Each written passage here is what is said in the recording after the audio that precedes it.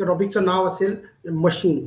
Machine सब्जेक्टवरती जे question येतात तुम्हाला त्याची संख्या आहे नियर अबाउट 20 to 22. पारेषणचा पेपर आणि वितरणच्या पेपरमधला इतकाच फरक आहे. जर पेपर पारेषणचा असेल आणि जर transmission distribution of electrical energy याचा अर्थ वितरण आणि पारेषण याच्यावरती जर पेपरमध्ये जास्त प्रश्न आले नाही तर तुमचा पूर्ण पेपर कुठे शिफ्ट होतो, तो शिफ्ट होईल तुमचा मशीनकडे. ठीक आहे ना. मशीन सेक्शनमध्ये तुम्हाला 20 ते 22 क्वेश्चन, नॉर्मली 15 क्वेश्चन तर तुम्हाला पकडून चालायचेच आहे, परंतु 20 ते 22 क्वेश्चन तुमचा पूर्ण सिनारिओ जाऊ शकतो. ओके, 20 ते 22 क्वेश्चन्स हे लक्षात घ्या. ठीक आहे ना. 20 ते 22 क्वेश्चन, 20 ते 22 क्वेश्चन इन द सेन्स आपण म्हणू 2.2 मार्काकरिता एक क्वेश्चन आहे. तरी सरळ सरळ पकडतो म्हणलं तर 44 ते 46 मार्क किंवा 50 मार्कपर्यंत हा सेक्शन जाऊ शकतो. इतक्या महत्वाचा हा टॉपिक आहे. त्याचं नाव आहे मशीन. मशीन नेमकं काय आहे, ते टाइप्स काय पडतात, हा पूर्ण टॉपिक आपण डिटेलमध्ये कसा शिकणार आहोत त्याचं आपण बेसिक बघूया. ठीक आहे. टॉपिकचं नाव आहे आपल्या मशीन. मशीनमध्ये हमेशा 2 सेक्शन पडतात. एक असतो एसी मशीन, एक असतो डीसी मशीन. ओके. या मशीन नावाच्या टॉपिकवरती असेल 20 ते 22 प्रश्न. आता एसी मशीनमध्ये तुम्हाला कुठल्या कुठल्या गोष्टी येतात, तर नंबर 1 गोष्ट येते, तिचं नाव आहे transformer. Very important topic. Second topic असेल तुमचं आलं ज्याचं नाव आहे इंडक्शन मोटर. तिसरं असेल सिंक्रोनस मोटर, त्याचं नाव असतं alternator. Single phase induction motor. Single phase induction motor हा जो शब्द दिसतोय तुम्हाला, याच्यामध्ये तुम्ही 3 मोटरी शिकता. Capacitor, start, resistance, runner. Capacitor, start, induction runner. Capacitor, start, capacitor runner. Right. या सर्व मोटरी आपण इकडे सोबत, याच्यासोबतच आपण इकडे एक अजून वेगळी मोटर शिकतो ज्याचं नाव आहे रिपल्शन मोटर. हे नाव लक्षात ठेवा. डीसी मध्ये तुम्ही 2 गोष्टी शिकता. एकाचं नाव आहे डीसी जनरेटर, एकाचं नाव आहे डीसी मोटर. डीसी जनरेटर आणि डीसी मोटर हा तुमचा ओव्हरऑल सिलेबस आहे. यामधले सर्वाधिक प्रश्न म्हणजे 7 ते 8 प्रश्न एकट्या ट्रान्सफॉर्मरवर येते. मी प्रश्नाची गोष्ट करतोय, तुम्हाला टोटल प्रश्न टॅकल करायचे आहे 50 पैकी 20 ते 22 प्रश्न एकट्या मशीनवरती येतात. इतका मोठा वॅटेजचा टॉपिक, त्याचं नाव आहे मशीन. क्लिअर आहे. चला, आज आपण जो सेक्शन चालू करतोय त्याचं नाव आहे डीसी. साध्या भाषेमध्ये आपल्याला ज्या बेसिक गोष्टी माहीत असायला हव्या त्या ह्या, की डीसी आला म्हणजे माहित आहे आपल्याला की याला जर मी टाइम पकडलं, याला जर मी व्होल्टेज पकडलं तर करंट कसा असतो बाबा, तो टाइमच्या पॅरलल होतो. म्हणजे काय, करंट बदलत नाही, आहे की नाही, करंट बदलत नाही. एसी मध्ये काय असतं की साधा अल्टरनेटिंग सप्लाय, ज्याला सायनोसायडल वेव्ह म्हणतो आपण, ज्यामध्ये आपला व्होल्टेज टाइम जर काय होतो बदलत राहतो, वेव्ह फॉर्म, बस बाकी काही नाही. म्हणजे हा पॉझिटिव्ह बी होतो करंट, निगेटिव्ह होतो. हा इतका बेसिक डिफरन्स लक्षात ठेवा, बाकी कशाची गरज नाही. ओके. डीसी किंवा डीसी मोटर म्हणजे ज्याला म्हणतो आपण, त्यामध्ये नेमकं जनरेटर कसं वर्क करतं, डीसी मोटर काय, या सर्व गोष्टी. हा सेक्शन तुम्हाला अति महत्वाचा आहे, कारण की इथं 5 ते 6 प्रश्न बनतात, स्पेशली वेव्हफॉर्म वरून, वाइंडिंगच्या टाईपवरून, मटेरियलवरून आणि न्यूमरिकलवरून. त्याच्यावरचे 2 प्रश्न गणिताचे सुद्धा येतात, टेक्निकलचं गणित. ओके. तर आपल्याला सर्व गोष्टी क्लिअर आहे. डीसी मशीन ती आहे, एकाचं नाव म्हणतो आपण डीसी जनरेटर आणि एकाचं नाव काय म्हणतो आपण, डीसी मोटर. डीसी मोटर आणि डीसी जनरेटर. ओके. आता डीसी जनरेटर काय आहे आणि डीसी मोटर काय आहे आणि कसा फरक आहे बघा. डीसी जनरेटर शब्द आला की नाही, जनरेटर. जनरेटर मध्ये आपण डोळ्याने जास्त नाही पाहिले, पण ऍटलीस्ट लग्नामध्ये यूज करतो ते जनरेटर पाहिला आपण, की हाताना तो फिरवतो, हँडल फिरवल्यानंतर कसं लाईट लागतो. की जनरेटर नेमकं काय करतो बाबा, तर मेकॅनिकल एनर्जीचं कन्व्हर्जन. कशाचं, मेकॅनिकलचं कन्व्हर्जन. हा जनरेटर कशात करतो, इलेक्ट्रिकल मध्ये करतो. आणि मोटरचं काम काय असतं, इलेक्ट्रिकल सप्लाय घेणे आणि ते कशात कन्वर्ट करतो मोटर, तो करतो मेकॅनिकल. साध्या भाषेमध्ये इतकं बेसिक वर्किंग आपल्या लक्षात हवं. बेसिक गोष्टी असतात त्याला म्हणतो आपण पार्ट्स, त्याला काय म्हणतो, पार्ट. आता हे जर पार्ट आपल्याला समजले तर बाकी सर्व गोष्टी समजेल. तुम्ही एसी मोटर शब्द ऐकला आहे, म्हणजे इंडक्शन मोटर, आणि डीसी मोटर बी तर ऐकला आहे. एसी मोटर मध्ये तुम्ही साध्या भाषेमध्ये 2 शब्द वापरतात, ज्याचं नाव आहे स्टेटर आणि एकाचं नाव आहे रोटर, आहे की नाही. त्याचेच नाव इकडं काय होऊन जातात, स्टेटरला डीसी मोटरमध्ये काय म्हणतात किंवा डीसी मशीनमध्ये काय म्हणतात, मोटर किंवा जनरेटर. ठीक आहे. काय म्हणतो आपण याला, म्हणतो आपण फील्ड. याला काय म्हणतो, फील्ड. याला काय म्हणतो, आर्मेचर. याला काय म्हणतो, आर्मेचर. हेच इकडे जर का मी लिहिलं असतं ट्रान्सफॉर्मर, काय लिहिलं, ट्रान्सफॉर्मर, तर ट्रान्सफॉर्मर मध्ये स्टेटर म्हणजे काय असतं, प्रायमरी वाइंडिंग, आणि रोटर म्हणजे काय असतं, सेकंडरी वाइंडिंग. मग फरक काय आहे, तर बाबा मोटर मध्ये रोटर रोटेटिंग असते, ट्रान्सफॉर्मर मध्ये सेकंडरी स्टेशनरी असते, म्हणजे एकाच जागेवर असते. तो ट्रान्सफॉर्मर मध्ये कुठला ते रोटेटिंग पार्ट म्हणतो का आपण, नाही. क्लिअर आहे की नाही. या बेसिक गोष्टी ज्या आपल्याला आज माहित असायला हव्या. आणि सोबत दोन नियम. एक नियम असतो फॅराडेचा फर्स्ट लॉ, एक आहे फॅराडेचा सेकंड लॉ. एक तिसरा नियम तुम्हाला माहित पाहिजे, फ्लेमिंगचा राईट हँड रूल, आणि चौथा माहित पाहिजे फ्लेमिंगचा लेफ्ट हँड रूल. ही ती साधन सामुग्री ज्याच्या भरोशावरती हा पूर्ण टॉपिक तुम्हाला समजेल. बेसिक प्रश्न, डीसी जनरेटर मध्ये कुठला लॉ यूज करतात, फ्लेमिंग राईट हँड की फ्लेमिंग लेफ्ट हँड, आणि मोटर मध्ये कुठला करतात. आता तुमच्या पेपरमध्ये येणारा कंटिन्युअस प्रश्न, मोटर मध्ये लेफ्ट, जनरेटर मध्ये राईट. हा, आता ते नेमके नियम काय वगैरे आपण ते पुढं शिकू, डोंट करू, याची काळजी नका करू, हे तुम्हाला एक्झॅक्टली एका तुम्हाला समजून जाईल, लेफ्ट हँड काय राईट हँड काय. आज हे टॉपिक चालू करण्याच्या आधी हे मी का सांगतोय, हा पूर्ण तो बेस आहे. ओके, हा पूर्ण बेस आहे की राईट हँड रूल काय असतो, लेफ्ट हँड रूल काय असतो, तीन बोटं कसे 90 डिग्रीला ठेवायचे लेफ्ट हँड मध्ये राईट हँड मध्ये. ठीक आहे ना. नेमका फ्लक्स कसा इंड्यूस होतो. याच्या आधी एक जे साधं डीसी मोटर असते ते तुम्ही जसं पाहालाय तसं कन्स्ट्रक्शन तिथं फक्त लक्षात घ्या. असा तुम्ही एक पोल पाहता, पोलवरती तुम्ही अशी डायग्राम काढत होते लहान, म्हणजे कॉलेजमध्ये असताना, लहानपणी करणार. ओके, कोणाला लक्षात असेल अशी डायग्राम वगैरे तर,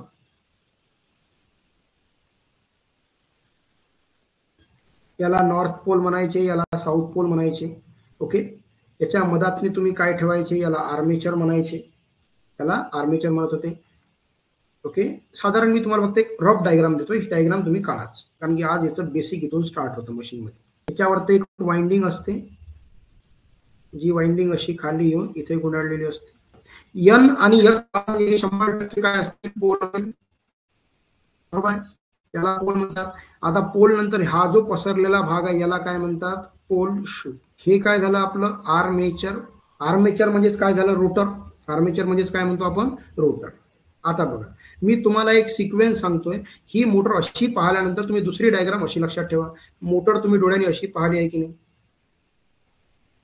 इकडं असा शाफ्ट आणल्याच असते, हे आर्मेचर म्हणतोय मी. असं तुम्ही डायग्राम मी का सांगतोय, कारण की तुम्हाला मला सांगायचे आहे पार्ट. ह्या पार्ट शिवाय जर हा पार्ट आज समजून गेले तुम्हाला बाकी सर्व गोष्ट समजते, म्हणून पहिले पार्ट. ओके, तर मोटर अशी जर असेल तर ही बॉडी असते, बरोबर. तर ही वरची जे बॉडी आहे याचं याला काय म्हणतात, याला म्हणतात योक. तर आजच्या बेसिक लेक्चरमध्ये मशीन समजण्याच्या आधी पहिलं काय समजणार आहे, तर बिलकुल बी स्पेसिफिक, बी क्लिअर, की आपल्याला पहिलं काय माहिती पाहिजे, पहिले माहिती पाहिजे याचे पार्ट्स. सर्वात आधी काय माहित लागेल, पार्ट. इथं list of part, list of part किंवा पार्टची एक लिस्ट, कशाची, ऑफ डीसी जनरेटर लिहितोय मी इथं ना. बघा, मी लिहित आहे डीसी जनरेटर. तुम्हाला हे बिलकुल डोक्यात ठेवून चालायचं आहे की डीसी जनरेटर असो किंवा मोटर असो, एका पार्टचं काम सोडलं तर बाकी सब काम सेमच आहे. ओके, तर पहिला तर पार्ट लिहा तुम्ही, त्याचं नाव आहे योक. दुसरा पार्ट लिहा पोल, काय म्हणतोय मी, पोल. पोलच्या ब्रॅकेटमध्ये लिहा पोल कोर आणि पोल शू. ओके, तिसरा पार्ट महत्वाचा, फील्ड वाइंडिंग. Field winding. चौथा पार्ट लिहा आर्मेचर. पाचवा पार्ट लिहा आर्मेचरची वाइंडिंग. आर्मेचरची वाइंडिंग. ओके, सहावा पार्ट लिहा, व्हेरी इंपॉर्टंट पार्ट, शाफ्ट. सातवा मोस्ट इंपॉर्टंट, कम्युटेटर. आठवा पार्ट बेरिंग. नववा पार्ट ब्रशेस. 10वा पार्ट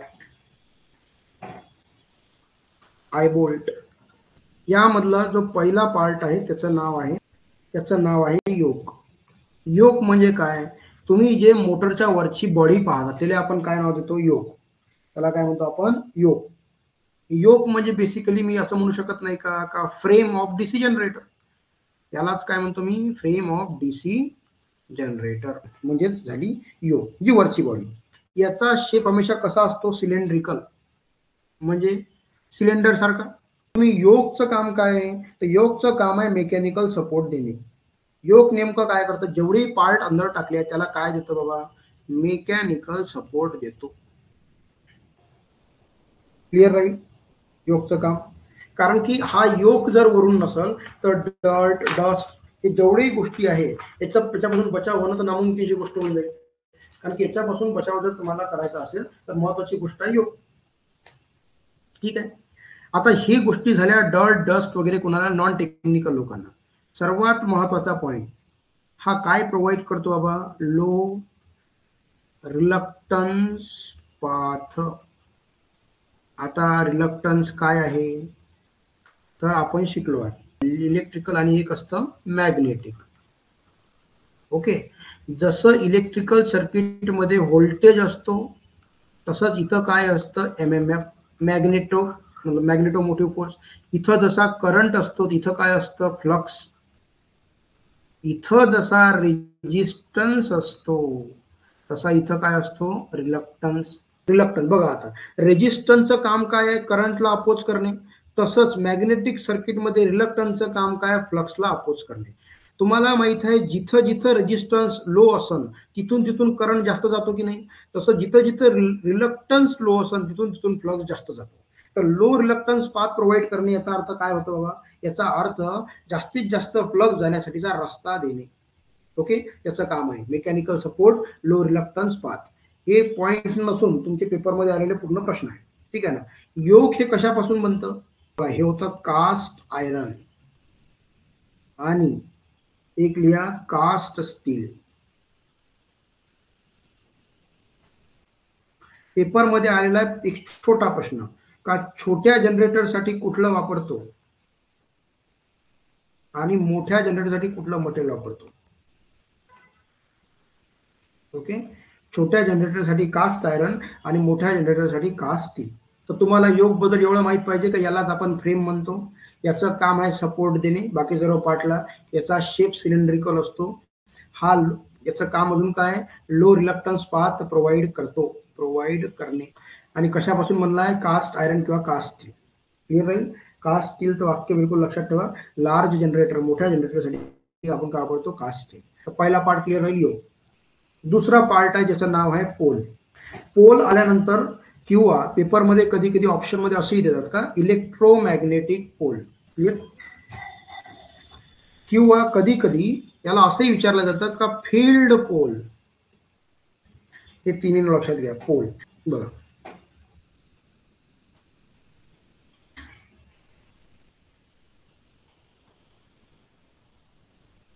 लक्षात घेऊन कारण की हा आजचा बेसिक संबंध तुमच्या सर्व समजते.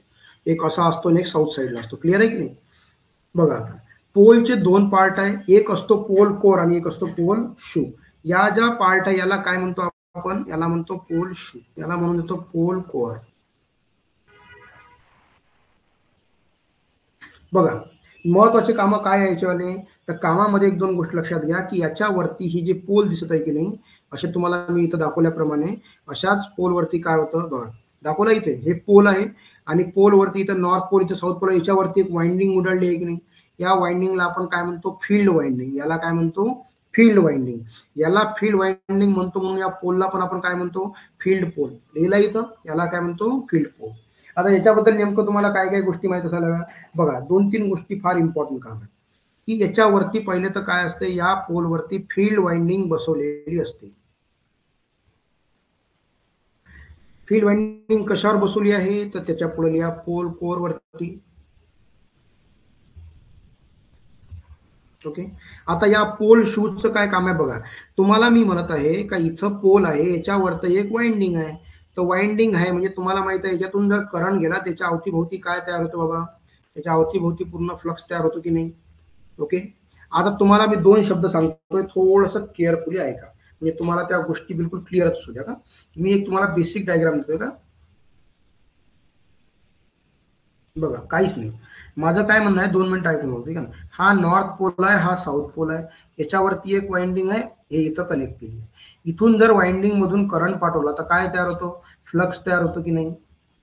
हा जो फ्लक्स तयार होतो हा कुठूनही जाऊ शकतो. याला नेमका कसं जावं लागतो, तर याला पाठवासाठी जसं आपण करंट कुठूनही जाऊ शकतो, पण जिथं त्याला लो रेजिस्टन्सचा पाथ भेटतो तो तिथून धावतो की नाही.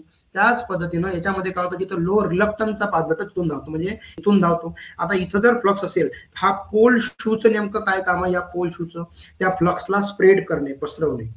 तर पोल शूचं काय काम आहे, फ्लक्सला स्प्रेड करणे म्हणजे पसरवणे. ओके. सोबतच पोल शूचं अजून कुठलं काम आहे, तर फील्ड वाइंडिंगला सपोर्ट करणे. इथं वाइंडिंग टाकून आहे, जर का इथं असा अँगल नसता तर ही वाइंडिंग कदाचित खाली आली असती, आपण की नाही. तर फील्ड वाइंडिंगला सपोर्ट पण करतो. आता व्हेरी इम्पॉर्टंट पॉइंट, हा सुद्धा काय असतो बा, लॅमिनेटेड कन्स्ट्रक्शन असतं. बघा बरं point, poles are laminated construction. आता बाबा लॅमिनेटेड म्हणजे काय आहे, पहिली गोष्ट, जिथं जिथं लॅमिनेटेड शब्द येईल, मग तो ट्रान्सफॉर्मर मध्ये येऊ का मोटर मध्ये येऊ, याचा संबंध कशाची असतो, याचा संबंध हमेशा ईडी करंट लॉस सोबत असतो. हे लॅमिनेटेड म्हणजे काय आणि ईडी करंट काय ते तर त्याला पुढे शिकू. लॅमिनेटेड म्हणजे काय बघा, मी काय म्हणतोय तुम्हाला, हा पोल जो पोल शू बनवत आहो, हा जर मी अखंड बनवला तर अखंड बनवला तर थिकनेस वाढते की नाही, थिकनेस वाढला ईडी करंट वाढते. मग आपण काय करतो, असा छोट्या छोट्या पट्ट्या पाडतो आणि एकामेकाला चिकटवतो. याला काय म्हणतो आपण, लॅमिनेटेड केला आहे. समजेल का, म्हणजे बघा, ही जर एक रोटर असेल असं समजा तुम्ही, आता हे एक अखंड बनवता, मी काय करतो, एक एवढीशी पट्टी घेतो, एक दुसरी पट्टी घेतो त्याला चिकटवतो, एक तिसरी पट्टी घेतो त्याला चिकटवतो. याच्यामुळे काय होतं, थिकनेस कमी होतं, आणि थिकनेस कमी झाला तर ईडी करंट कमी होतो. स्टॅम्पिंग, स्टील स्टॅम्पिंग म्हणतो त्याला, ठीक आहे ना. ओके. हे सुद्धा कशाचं बनतं, पोल सुद्धा कशाचा बनतो, एक तर बनतो कास्ट आयरन, नाही तर कास्ट स्टील. क्लिअर. बघा आता लक्षात घ्या पुन्हा, कास्ट स्टील शब्द जेव्हा जेव्हा येतो तो हा काय प्रोव्हाइड करतो, कास्ट स्टीलच का. तर एक शब्द आपण ऐकलाय ज्याचं नाव आहे बीएच कर्व. शब्द ऐकलाय की नाही आपण, बीएच कर्व. तर ज्याची सर्वात छोटी बीएच कर्व असते त्याच्यातनी सर्वात कमी लॉस होतात, हिस्टॅलिसिस लॉस. आता एक दोन लॉस तुम्हाला येईल का नाही पुढं, ईडी करंट आणि हिस्टॅलिसिस, ते जेव्हा येईल तेव्हा आपण प्रॉपरली समजून घेऊ, काळजी नका करू. फक्त कसं आहे का, जर कास्ट स्टील हे मटेरियल जर वापरलं, सिलिकॉन स्टील, स्टील मध्ये जर आपण काही वापरलं, याचा हिस्टॅलिसिस लॉस काय असतो, कमी असतो, आहे की नाही. म्हणून आपण काय वापरतो, कास्ट स्टील. क्लिअर आहे. ओके. कास्ट स्टीललाच म्हणतो आपण, रोल्ड स्टील. त्यालाच कधी कधी माइल्ड स्टील पण म्हणतो आपण, म्हणजे एम एस मध्ये पण अलग नाव होतं ते, डोंट वरी. यालाच आपण रॉयल स्टील पण म्हणतो. चला, बेसिक काय लक्षात पाहिजे तुम्हाला. मग आता पोल मध्ये एक पोल कोर असते, एक पोल शू असते. पोल शूचं काम फील्ड वाइंडिंगला सपोर्ट करणे आणि फ्लक्सला पसरवणे, एवढं काम आहे. आणि फील्ड वाइंडिंग कशावर बसवली असते, पोल कोरवरती. कशावर बसवली असते, पोल कोरवरती. तिसरा पार्ट, फील्ड वाइंडिंग. आता फील्ड वाइंडिंग नेमकं काय असते, तर बघा, हा जो पोल होता आणि पोलवर जे वाइंडिंग बसवली आहे तिला काय म्हणतो आपण, फील्ड वाइंडिंग. तर फील्ड वाइंडिंग शब्द आला तर मटेरियल कुठलं असतं, पहिले तर कॉपरची असते. कशाची असते, कॉपरची असते. ओके. हमेशा कशावरती, तर पोल कोर वरती बसवलेली असते. फील्ड वाइंडिंगचं काम काय आहे, तर फ्लक्स तयार करणे एअर गॅप मध्ये. ओके. म्हणजे फील्ड वाइंडिंगचं काम काय, वाइंडिंग मधून म्हणजे करंट पाठवल्यानंतर, वाइंडिंग मधून जर करंट पाठवला, वाइंडिंग मधून करंट पाठवला तर काय तयार करणे, फ्लक्स तयार करणे. महत्वाचं, फील्ड वाइंडिंग डिसाइड करतं, field winding decide polarity of pole. कारण की north to south flux flow झाला पाहिजे की नाही. हा जर नॉर्थ पोल आहे, हा जर साऊथ पोल आहे, तर काय होतं हमेशा तुम्हाला माहित आहे, मॅग्नेटच्या लाईन कशा जातात, नॉर्थ कडून साऊथ कडे. बघा मी तुम्हाला क्लिअर सांगतो, एक नॉर्थ पोल आहे, एक साऊथ पोल आहे की नाही. तर बघा फ्लक्स कसा जातो, फ्लक्स असा जातो, क्लिअर सर्वांना, नॉर्थ कडून साऊथ कडे, आणि आतून कसा जातो, साऊथ कडून नॉर्थ कडे. बाहेरून कसा जातो, तर बाहेरून नॉर्थ टू साऊथ, आतून साऊथ टू नॉर्थ. फ्लक्स निर्माण करणे म्हणजे लक्षात आलं ना, फ्लक्स तयार करणे म्हणजे मराठीत यालाच काय म्हणतो आपण, चुंबकीय रेषा.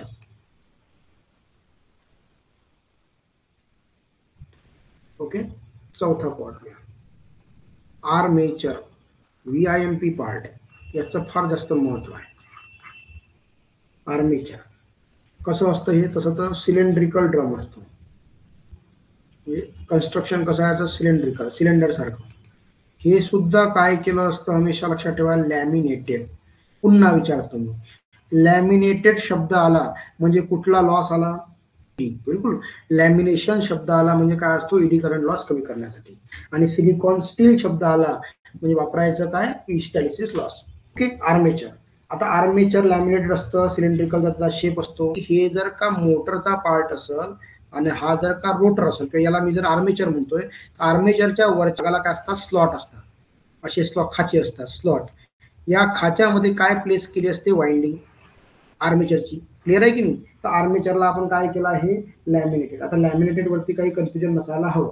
ओके, आता या आर्मेचर वरतीच काही एक पार्ट बसवला असतो. आर्मेचर वरती कुठला पार्ट बसवला आहे, त्याचं नाव आहे कम्युटेटर. काय पोल आहे, पोलच्या मधात काय आर्मेचर आहे. आर्मेचर नेमकं कशावर बसवलं आहे, तर बघा एक अंदर असतो शाफ्ट, या शाफ्ट वरतीच काय बसवलं आहे, आर्मेचर, आणि या आर्मेचर वरती काय बसवलं आहे, कम्युटेटर. क्लिअर राहील की नाही. आर्मेचर कशाचं बनलेलं असतं, तर आर्मेचर, व्हेरी इम्पॉर्टंट प्रश्न पेपरचा, कशाचं बनलं आहे, सिलिकॉन स्टील. म्हणजे बघा आता आर्मेचर आहे, सिलेंड्रिकल शेपचा आहे, त्याला लॅमिनेटेड केलेला आहे, तो सिलिकॉन स्टील मटेरियलनं बनतो, त्याच्यावरती स्लॉट आहे, त्या स्लॉटमध्ये वाइंडिंग आहे, त्या स्लॉटमध्ये आर्मेचर वरतीच कम्युटेटर बसवलं असते. क्लिअर आहे. इतक्या बेसिक गोष्टी तुम्हाला लक्षात असायला हवा. ओके, त्यानंतर आर्मेचर वर जी स्लॉट आहे त्या स्लॉट मध्ये वाइंडिंग आहे का नाही, मग तिला काय म्हणतात, आर्मेचर वाइंडिंग. तर पुढचा पॉइंट लिहा, आर्मेचर वाइंडिंग. वाइंडिंग, आता आर्मेचर वाइंडिंग काय असतं, आर्मेचर वाइंडिंग म्हणजे काय, आर्मेचर वाइंडिंग शब्द आला म्हणजे मटेरियल आला, मटेरियल कुठला असतो आपला, कॉपरची वाइंडिंग. डीसी जनरेटर मध्ये कोण फिरतं, आर्मेचर फिरतो. आर्मेचर फिरत आहे की नाही मधात नाही. वर्किंग प्रिन्सिपल मी सांगतो, टेन्शन नको घेऊ. वर्किंग प्रिन्सिपल फार सोपी आहे. वर्किंग प्रिन्सिपल काय आहे, हे जे दोन पोल आहे, नॉर्थ आणि साऊथ, याच्यावरती वाइंडिंग गुंडाळली आहे की नाही, या दोन वाइंडिंग गुंडाळल्या आहे की नाही, याच्या वाइंडिंगामुळे काय तयार होतो, फ्लक्स तयार होतो. हा काय येत आहे, फ्लक्स, याला आपण काय म्हणतो, फ्लक्स. ओके, याला आपण म्हणतो असा फ्लक्स. येत आहे फ्लक्स, या फ्लक्स मध्ये आपण काय ठेवलं, हे आर्मेचर, हे ठेवलं आर्मेचर, बरोबर आहे. हे आर्मेचर फिरते तेव्हा ते फ्लक्सच्या लाईन कट नाही होत का, आणि ते कट झाल्या म्हणजे त्याच्यामध्ये काय इंड्यूस होतो, ईएमएफ इंड्यूस होतो. बस एवढाच सवाल आहे. म्हणजे कंडक्टर कट द फ्लक्स आणि EMF induce in the conductor. EMF म्हणजे व्होल्टेज इंड्यूस. कशावरती बसवलेली असते, आर्मेचर वरती बसवलेली असते. याच आर्मेचर वरती आणि याच आर्मेचर वाइंडिंगच्या बाजूला काय बसवलं असतं, कम्युटेटर. काय बसवलं असतं, कम्युटेटर. तर बघा आता मी तुम्हाला वर्किंग सांगतो, लक्षात घ्या 1 मिनिटाकरिता. हे फ्लक्स तयार झाला, हा तुम्ही आर्मेचर फिरवला, आर्मेचर फिरवल्यानंतर यानं हे लाईन कट केल्या फ्लक्सच्या, त्याच्यामुळे याच्यामध्ये व्होल्टेज तयार होते. पण ते व्होल्टेज कोणतं तयार होते, एसी. व्होल्टेज कुठलं तयार होते, एसी. आपण तो गोष्ट करतोय जनरेटरचा आउटपुट काय असतो, डीसी उदाहरणार्थ. मग काय होतं, याच्यावरती, या आर्मेचर वरती एक अजून पार्ट बसवला, ज्याचं नाव काय, कम्युटेटर. काय नाव आहे, कम्युटेटर. कम्युटेटरचं काम काय आहे, आर्मेचर मध्ये जो एसी सप्लाय तयार होतो त्याला डीसी मध्ये कन्वर्ट करणे. तर आता तुम्हाला दोन नाव बिलकुल डोक्यात असू द्या. एक इलेक्ट्रॉनिक सर्किट मध्ये तुम्ही शब्द शिकता, त्याचं नाव आहे रेक्टिफायर, आणि मोटर मध्ये शब्द शिकता ज्याचं नाव आहे कम्युटेटर, जनरेटर मध्ये शिकता त्याला. रेक्टिफायर याला हा एसी टू डीसी करतं, आणि कम्युटेटर सुद्धा एसी टू डीसी करतं. क्लिअर राहील. पुढचा जो पार्ट आहे त्याचं नाव लिहा कम्युटेटर म्हणून. याचं काम काय आहे, collect the current from armature winding. Armature winding पासून करंट कलेक्ट करणे. ओके, आणि म्हणजे तो जो कलेक्ट करेल तो कुठला असतो, एसी, आणि त्याला डीसी मध्ये कन्वर्ट करणे. कारण कम्युटेटरचं काम काय, एसी टू डीसी कन्वर्ट करतो. काही लक्षामध्ये AC टू DC कन्वर्ट करतो. व्हेरी इम्पॉर्टंट क्वेश्चन हा कशाचा बनलेला असतो? हा बनलाय हार्ड ड्रॉन कॉपर स्ट्रीप. पुन्हा शब्द काय आला? स्ट्रीप आला की नाही? स्ट्रीप म्हणजे पट्टी, बरोबर आहे. तर बघा पुन्हा काय केलंय, अखंड मटेरियल न वापरता आपण छोट्या छोट्या पट्ट्या केल्या आहे, बस एवढा फरक आहे. आता ह्या ज्या स्ट्रीप म्हणजे पट्ट्या असतात कॉपरच्या, ह्या काही एकमेकापासून इन्सुलेटेड असतात. कशा असतात? एकमेकापासून इन्सुलेटेड. इन्सुलेटेड कोण कशानं करतो आपण? तर मायका वापरून. कशानं सेपरेट करतो आपण याला? मायकाने. आता क्लिअर शब्द लक्षात ठेवा, मी काय म्हणतोय हा फार नोट पॉइंट महत्वाचा, की जेवढ्या जास्त स्ट्रीप तितकाच प्युअर DC सप्लाय. क्लिअर राहील. म्हणजे ज्या पद्धतीने तुम्ही पाहता की तिकडं तुम्ही शब्द वापरता रेक्टिफायर सोबत काय जोडता? हमेशा फिल्टर. कारण की रेक्टिफायर हा AC ला DC मध्ये करतो, पण प्युअर DCत करत नाही. मग फिल्टर काय करतो? त्याला प्युअर DCत करतो. तर बस हेच काम आहे कम्युटेटर. नाही लक्षात कम्युटेटर? तर पुन्हा लक्षात घ्या, कम्युटेटरचं काम काय आहे? आर्मेचर वाइंडिंगवर जो करंट तयार होतोय त्याला कलेक्ट करणे आणि त्याला DC मध्ये कन्वर्ट करणे. पेपरमध्ये दोनच प्रश्न येतात. जनरेटरमध्ये कम्युटेटरचं काम काय आणि जनरेटर मधलं कम्युटेटर किंवा कम्युटेटर कशाचं बनलेलं आहे? शाफ्ट. पहिला महत्वाचा प्रश्न जो बार बार येतो, शाफ्ट कशाचा बनलेला असतो? तो MS बारचा बनलेला असतो. MS बारचा म्हणजे माइल्ड स्टील बारचा मटेरियलचं नाव आहे का? याला जर मी शाफ्ट म्हटलं, शाफ्ट वरती काय काय बसवला हे लक्षात घ्या. या शाफ्ट वरती आर्मेचर बसवलाय, त्या आर्मेचरवर आर्मेचर वाइंडिंग बसवली आहे, त्याच्यावरतीच कम्युटेटर बसवलेला आहे, बरोबर. त्याच्यावरती शेवट बेअरिंग बसवले आहे. ओके. याचं काम काय आहे? To transmit mechanical energy from prime mover. काय करतो हा? मेकॅनिकल एनर्जी प्राईम मूव्हर पासून जनरेटर पर्यंत सेंड करतो. नाही, त्यानंतरचा एक शब्द लिहा, बेअरिंग. काय असतं? बेअरिंग.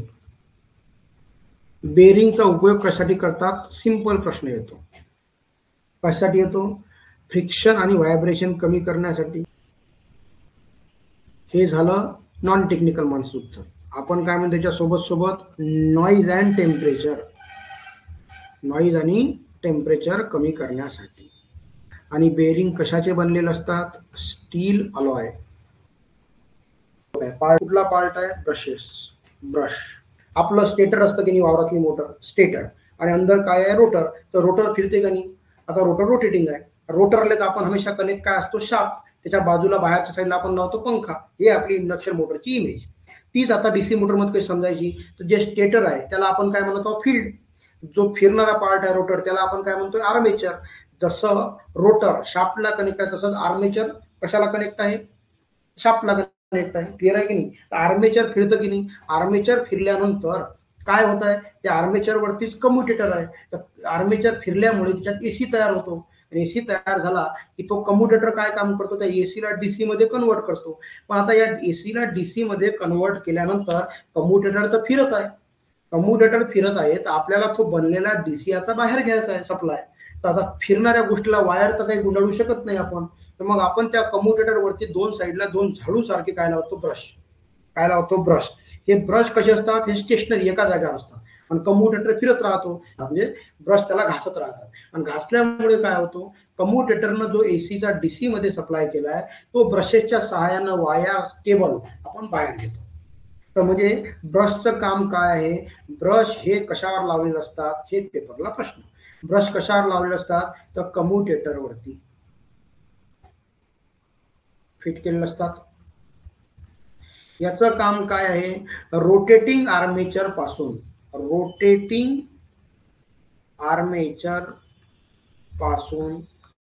DC सप्लाय घेणे. क्लिअर राहील आता प्रत्येकाला. आणि सर्वात महत्वाचा, ब्रशेस कशाचे बनलेले असतात? Carbon material. आणि व्हेरी इम्पॉर्टंट पॉइंट पुढे येईल, JNA शब्द. ब्रशेसची पोझिशन वाटेल तशी शिफ्ट करू शकतो.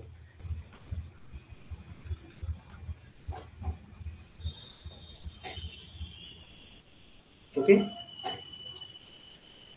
आता बाकीची पार्ट सिंपल आहे. बाकी म्हणजे काय असतं बाबा, नेम प्लेट असते, आय बोल्ट असतात, बोल्ट म्हणजे फिट करायला राहतात, टर्मिनल बॉक्स असतो ज्याच्यामध्ये आपण कनेक्शन देतो, ठीक आहे की नाही.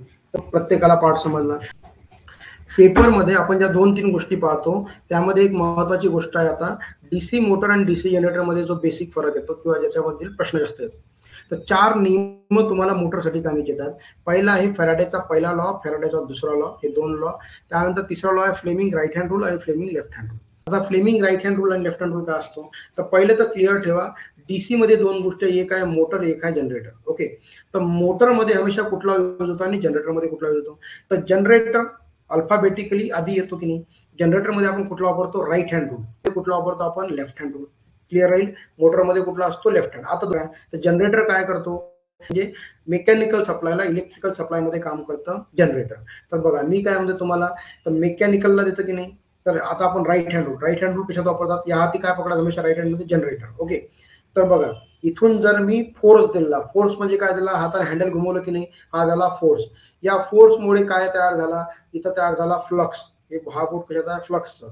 आणि या फोर्स आणि फ्लक्समुळे काय तयार होतो, करंट. ठीक आहे ना, काय तयार होतो, करंट. म्हणजे आता बघा मेकॅनिकल एनर्जी पासून इलेक्ट्रिकल एनर्जी तयार झाली की नाही. लेफ्ट हँड मध्ये तेच फोर्स, फ्लक्स आणि करंट. फक्त फरक काय आहे, मोटरमध्ये इलेक्ट्रिकल सप्लाय देतो म्हणजे करंट पासून, आणि मेकॅनिकल पॉवर किंवा फोर्स आपण मिळवतो. मग बेसिक डेफिनेशन इतक्याच आहे की लेफ्ट हँड रूल कुठं वापरतो आपण, left hand rule in DC motor. आणि राईट हँड रूल कुठं वापरतो आपण, राईट हँड रूल हमेशा कुठं वापरतो, तो वापरतो डीसी जनरेटरमध्ये. वर्किंग प्रिन्सिपल काही कठीण गोष्ट नाहीये. तुम्हाला आता मी पोल सांगितले, तर जर 2 पोल आपण ठेवत असू, एक पोल या साईडला आहे, दुसरा पोल या साईडला आहे, हा नॉर्थ पोल आहे, हा साऊथ पोल आहे, तर काय होतं, याच्यावरती जर वाइंडिंग उलाली तर इथून फ्लक्स चालू होता. आणि फ्लक्स हमेशा कसा धावतो, मॅग्नेट कसा असतो तशा टाईप, नॉर्थ कडून निघतात आणि साऊथ कडे जातात. ते इथून निघाले आणि साऊथ कडे आले तर कंटिन्यू त्याच्या सरळ सरळ लाईन आहे, ज्या डोळ्याने दिसत नाही, तसा करंट दिसत नाही, तसा फ्लक्सही दिसत नाही. हा असा पूर्ण लाईन्स येत आहे. या लाईन्स मध्ये मी काय ठेवतो, एक आर्मेचर ठेवतो. आणि एखादा आर्मेचर म्हणजे काय प्रकारची वाइंडिंग आहे, वाइंडिंग म्हणजे काय, तर कंडक्टर आहे. तर मग बघा स्टेशनरी फ्लक्स मध्ये जर मी कंडक्टर फिरवणं चालू केलं, तर हा जो सरळ येणारा फ्लक्स आहे याला तो कट करतो. तर फराडेचा पहिला नियम काय म्हणतो की conductor cut the flux and EMF induce in the conductor. म्हणजे कंडक्टरनं जर फ्लक्सला कट केलं तर त्या कंडक्टरमध्ये व्होल्टेज तयार होतो, ज्याला आपण काय नाव देतो, ईएमएफ. म्हणजे तुमचा ईएमएफ म्हणजे साध्या भाषेमध्ये व्होल्टेज तयार होतो. क्लिअर आहे की नाही. मग फराडेचा दुसरा नियम काय असतो, दुसरा नियम सिंपल आहे का, rate of change of flux. म्हणजे फ्लक्स जर का कमी जास्त होत असेल, फ्लक्स आता बघा या जर 2 वाइंडिंग सेम आहे तर फ्लक्स सेम आहे. आज जर फ्लक्स कमी जास्त होत असेल आणि मग ईएमएफ इंड्यूस होत असेल, तर आपण त्याला काय म्हणतो, फराडेचा सेकंड लॉ. तर तुमच्या कामाचे सर्वात जास्त नियम 2च आहेत, त्यामध्ये लेफ्ट हँड राईट हँड. एक नोट पॉईंट म्हणून लिहून घ्या का मोटरमध्ये आणि जनरेटरमध्ये डीसी स्पेशली 2 प्रकारच्या वाइंडिंग वापरतात. आता तुम्ही इंडक्शन मोटर शब्द ऐकलाय, इंडक्शन मोटरमध्ये हमेशा 2 प्रकारच्या वाइंडिंग तुम्ही ऐकता, की एक स्क्वेरल केज रोटर असते आणि एक स्लिप रिंग रोटर असते. त्याच पद्धतीनं इथं वाइंडिंग जे करते, वाइंडिंग क्लिअर सुद्धा 2 प्रकारची असते, एक लॅप वाइंडिंग आणि एक वेव्ह वाइंडिंग. बस, लॅप वाइंडिंग आणि वेव्ह वाइंडिंग. या लॅप आणि वेव्ह वरती 2000% एक प्रश्न येतो म्हणजे येतो. कुठली लो व्होल्टेज साठी आहे, कुठली हाय व्होल्टेज साठी आहे, कुठली लो करंट साठी आहे, कुठली हाय करंट साठी आहे, कशामध्ये पॅरलल पास 2 होतात, कशामध्ये parallel path number of pole इतके होतात, प्रश्न पेपरला बनतात. ओके, तर आज फक्त लास्ट टॉपिक म्हणून आपण काय लिहू की टाइप्स ऑफ वाइंडिंग. तर वाइंडिंग इन डीसी मशीन, मग ती जनरेटर असो किंवा मोटर असो सारख्याच असतात. परंतु आपण आता जनरेटर शिकत आहोत, आपण जनरेटर यावेळेस लिहूया की जनरेटरमध्ये आपण काय नाव घेतो. तर 2 प्रकारच्या वाइंडिंग आहे. त्यामध्ये बघा तुम्ही काय करा, आजच्या दिवस फक्त ऍटलीस्ट डब्बा बनवा. एकात नाव द्या लॅप, LEP लॅप, एकात नाव द्या wave. Number of parallel path, या पूर्ण शब्दाला काय म्हणतात, ए इंग्रजीमध्ये. Number of parallel path is equal to number of pole. Pole कशाने दाखवतो, पी ने. याच्या म्हणजे भाषेमध्ये ए इज इक्वल टू काय होतं, पी. इकडे एक लिहून घ्या, नंबर ऑफ पॅरलल पाथ ए हे फिक्स असतात, इज फिक्स्ड. किती असतात ते 2, म्हणजे ए इज इक्वल टू हमेशा काय असतं, 2. लॅप वाइंडिंग जिथं जिथं यूज केलं जातं, ही कशासाठी यूज केलं जातं, लॅप वाइंडिंग ही लो व्होल्टेज साठी यूज केलं जातं. कशासाठी यूज केलं जाते, लो व्होल्टेज. आता बघा मी तुम्हाला 4 शब्द सांगतोय, पण 4 जर तुम्ही सोबत वाचाल तर हमेशा विसरून जासाल. लक्षात काय ठेवा, एल फॉर एल लक्षात ठेवा. Okay, lap winding low voltage, lap winding low voltage राहील की लक्षात नाही. आता बघा इथं जर लो व्होल्टेज आहे तर काळजीपूर्वक आहे का, तर इथं कुठलं व्होल्टेज असायला पाहिजे, हाय व्होल्टेज असायला पाहिजे की नाही. इथं लो व्होल्टेज आहे तर इथं हाय व्होल्टेज होईल, इथं लो व्होल्टेज आहे तर हाय करंट होईल का नाही. ओके, इथं हाय व्होल्टेज आहे तर इथं लो करंट होईल. बघा मी काय म्हटलं, लो व्होल्टेज आणि हाय व्होल्टेज. क्लिअर आहे. तर पेपरमध्ये या एका पॉइंट वरती 100% एक प्रश्न पेपरमध्ये काय प्रश्न येतो, लॅप वाइंडिंग यूज फॉर, कशासाठी यूज करतात, low voltage high current, low voltage low current, high voltage high current, low current low voltage आले ऑप्शन. किंवा सिंगल प्रश्न येतो, लो व्होल्टेज करिता कुठली वाइंडिंग वापरतात, हाय व्होल्टेज करिता कुठली वाइंडिंग वापरतात, हाय करंट करता कुठली वापरतात आणि लो करंट करता कुठली. मी तुम्हाला सर्वांना 2 मिनिटांसाठी एक गोष्ट क्लिअर करून सांगतो. तुमचा पूर्ण टेक्निकलचा 110 मार्काचा सिलेबस 3 भागामध्ये झुकतो. Number 1 basic, number 2 machine, number 3 transmission and distribution of electrical power. Okay, या हे असतात 3 बिग वॅटेज वाले टॉपिक, खूप मोठे वॅटेज. बाकी सारे सपोर्टिंग रोल मध्ये आहे, इलेक्ट्रॉनिक्स, मेजरमेंट, इल्युमिनेशन. क्लिअर आहे की नाही, हे सर्व सपोर्टिंग रोल मध्ये आहे. तर या 3 पैकी पेपर कोणीकडे जाऊ शकतो. मशीन हे तुमच्यासाठी 15 प्रश्नाचा डोळे बंद करून देतीलच. All of you, good night.